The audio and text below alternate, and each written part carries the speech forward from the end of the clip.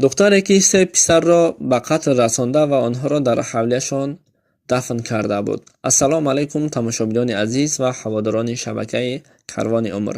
باز یک قصه دهشتناک تا آخر گوش کنید.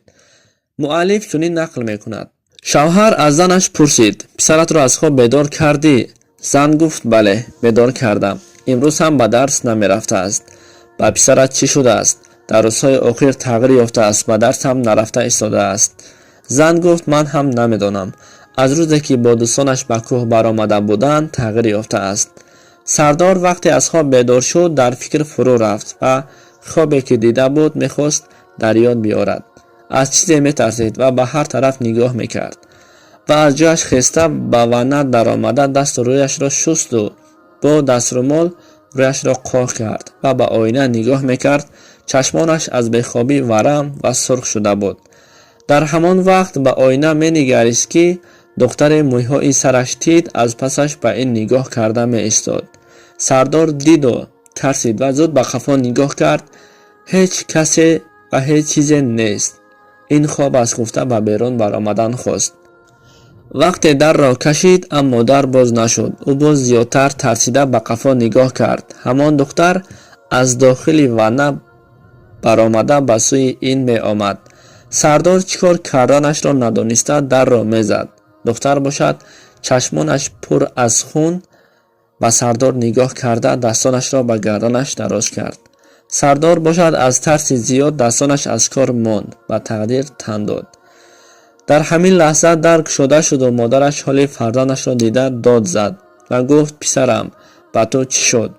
با همین سردار را به بیمارخانه بردند و بعد از 3 روز به هوش آمد. وقتی چشمش را باز کرد که در بیمارخانه خواب است، مادرش در نزدش می نشست. مادر، با من چه شده است؟ چیزی را در خاطر ندارم.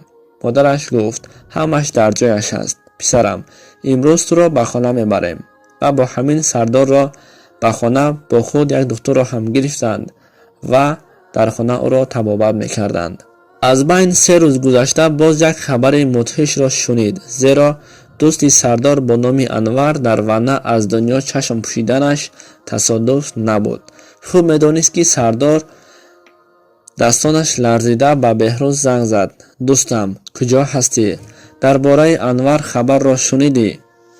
گفت: بله، شنیدم. سردار به دوستش به بهروز گفت تا به خانه آید، از پیش صحبت کنند. بهروز نیز قبول کرد. وقتی در راه می آمد صدای بهروز نیز شد.